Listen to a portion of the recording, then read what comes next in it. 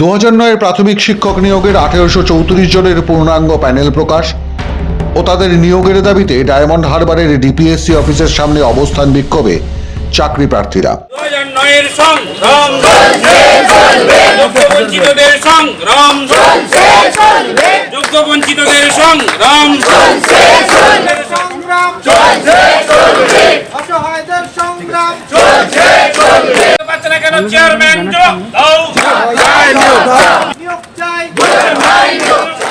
আজই দক্ষিণ 24 পরগনার আমতলায় ভাইপো সাংসদ অভিষেক বন্দ্যোপাধ্যায়ের প্রশাসনিক সভা। কি করে একজন সাংসদ তার এলাকায় প্রশাসনিক সভা করতে পারেন তা নিয়ে প্রশ্ন উঠেছে। যেমন প্রশ্ন উঠেছে, একজন সাংসদের কি এখতিয়ার আছে প্রশাসনের কাজের পর্যালোচনা করার? কিন্তু অভিষেকের সভার আগে পূর্ণাঙ্গ প্যানেলের দাবি এবং প্রাথমিক শিক্ষক নিয়োগ পরীক্ষায় উত্তীর্ণ চাকরি প্রার্থীদের বিক্ষোভে কপালে ভাঁজ জেলা তৃণমূল নেতৃত্বে। পাচ্ছে না কেন চেয়ারম্যান যোগ দাও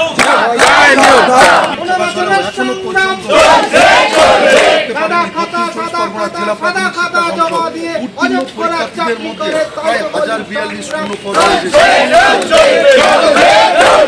চাকরি প্রার্থীদের দাবি 2009 সালের প্রাথমিক শিক্ষক নিয়োগের পরীক্ষায় তারা উত্তীর্ণ হন। 2022 আদালতের নির্দেশেই প্যানেলভুক্ত 1834 জনের মধ্যে 1505 জনের একটি অস্বচ্ছ প্যানেল প্রকাশ করে প্রাথমিক শিক্ষা সংসদ। শুরু হয় নিয়োগ, কিন্তু বাকি 328 জনের নাম কেন নেই তার কোনো জবাব দিতে পারেনি শিক্ষা সংসদের চেয়ারম্যান। এদিকে জেলা শিক্ষা সংসদের চেয়ারম্যান জানিয়েছেন 622টা সিট খালি পড়ে রয়েছে, কারণ কেউ সেখানে জয়েন করেনি। ফলে 328, 622 ও ওয়েটিং সহ মোট 1045 জনের নতুন প্যানেল প্রকাশ করতে হবে মেধার দাবিতে। ফলে 328, 622 ও ওয়েটিং সহ মোট 1045 জনের প্যানেল প্রকাশ করতে হবে মেধার ভিত্তিতে, দাবি বিক্ষোভকারীদের। আমাদের হচ্ছে 2009 প্যানেল, 1834 পূর্ণাঙ্গ প্যানেল। সেখানে সুব্রত তালুকদার এবং কৃষ্ণরাওয়ের বেঞ্চ 2022 সালের নভেম্বর মাসে রায় দিয়েছিলেন 1834 পূর্ণাঙ্গ প্যানেল অবিলম্বে প্রকাশ করতে। সেখানে 1506 একটা অস্বচ্ছ প্যানেল প্রকাশিত হয়। এখনো 358% আমাদের বাকি আছে। পূর্ণাঙ্গ প্যানেল এখনো প্রকাশিত হয়।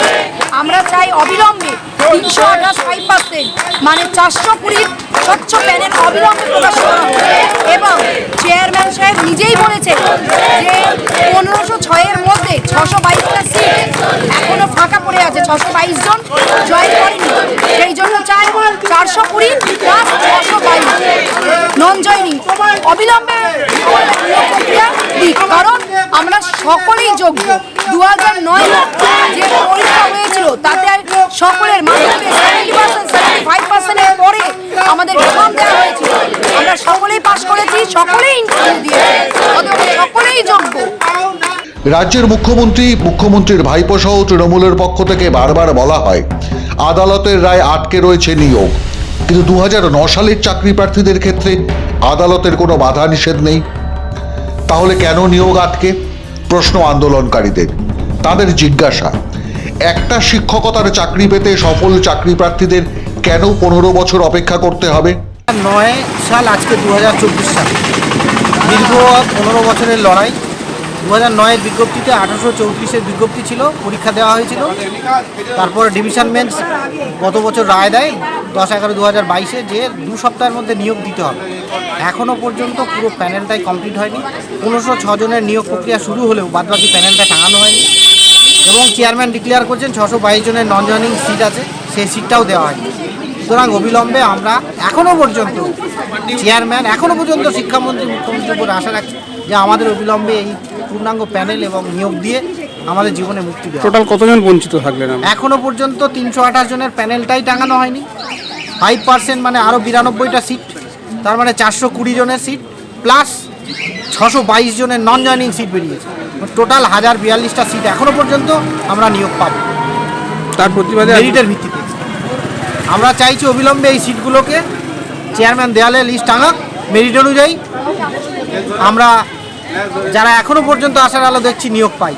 না হলে আমরা দেখলাম যে অনেকে মারা গেছে অ্যাপয়েন্টমেন্ট লেটার যাচ্ছে হাইকোর্টের অর্ডারে গতদিন। আমরা এটা চাই না। আমাদের জীবন থেকে 14-15 বছর কেড়ে নেওয়া হয়ে গেছে। অবিলম্বে আমরা চেয়ারম্যানকে ডেপুটেশন দিয়ে জানাতে চাই আমাদের নিয়োগের ব্যবস্থা করা হোক। ডিপিএসসি চেয়ারম্যান অজিত নায়েক অবশ্য জানিয়েছেন 1506 জনকে আদালতের নির্দেশ মেনেই নিয়োগপত্র দেওয়া হয়েছে, বাকিদেরও নিয়োগপত্র দেওয়া হবে খুব শীঘ্রই। কিন্তু সেই 328 জনের তালিকা কোথায় তার কোনো জবাব নেই তার কাছে। কিন্তু প্রশ্ন হলো, আদালতের নির্দেশে 2 সপ্তাহের মধ্যে যে নিয়োগ শুরু করার কথা ছিল পূর্ণাঙ্গ প্যানেল প্রকাশ করার, সেই কাজটা কেন করছেন না চেয়ারম্যান? এর কোনো ব্যাখ্যা দিতে পারেননি জেলা প্রাথমিক শিক্ষা সংসদের চেয়ারম্যান। আর আজই আমতলায় প্রশাসনিক পর্যালোচনা সভা ডেকেছেন সাংসদ ভাইপো। কিসের পর্যালোচনা করবেন? ডিভিশন বেঞ্চের 2022 সালের নভেম্বরের নির্দেশ 2024 জানুয়ারির শেষেও কেন মানা হয়নি, সে প্রশ্ন কি করবেন তিনি? নাকি সেখানেও টাকার অঙ্ক গুনবেন ভাইপো সাংসদ? মাধ্যম ব্যুরো রিপোর্ট।